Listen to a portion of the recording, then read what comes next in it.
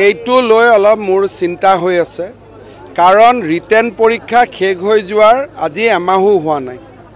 আমি কিছুমান কম্পিউটাৰত ফেক সাৰ্টিফিকেট ধৰাত পৰাৰ কাৰণে আমি ভেৰিফাই কৰি আছিলোঁ। তেতিয়া কিছুমান ল'ৰা ৰাস্তাত ওলাই আহিছে, তাৰমানে এওঁলোকে ৰিজাল্টটো আগত জানে নেকি? গতিকে আজি আমি পুলিচক ইনকুৱাৰী কৰিব দিছোঁ যে যিবিলাক ল'ৰা ওলাই আহিছে তেওঁলোকে পাছ কৰা ল'ৰা নে ফেইল কৰা ল'ৰা।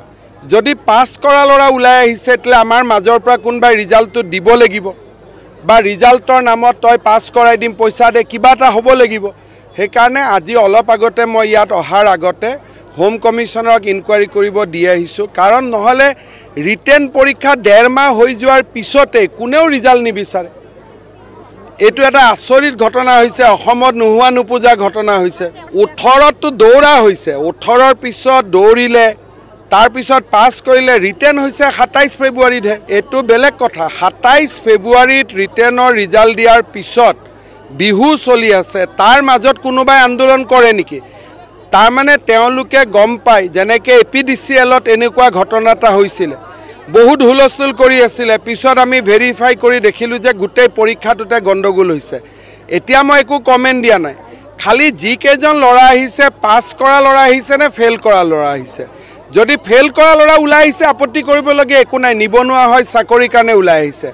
যদি পাছ কৰা ল'ৰা ওলাই আহিছে তাৰমানে গম পাব লাগিব যে ৰিজাল্টটো ক'ৰবাত লিক হৈছে। এটা ফেক সাৰ্টিফিকেটৰ ভেৰিফিকেশ্যন চলি আছে, কম্পিউটাৰ পাছ কৰা বুলি সাৰ্টিফিকেট দিছে। যেতিয়া আমি গৈ কম্পিউটাৰ ইনষ্টিটিউটখনক সুধিছোঁ তেওঁলোকে কৈছে এই ল'ৰা কেতিয়াও আমাৰ তাত পঢ়া নাই। গতিকে আমি নিকা নিযুক্তি এটা বিচাৰোঁ।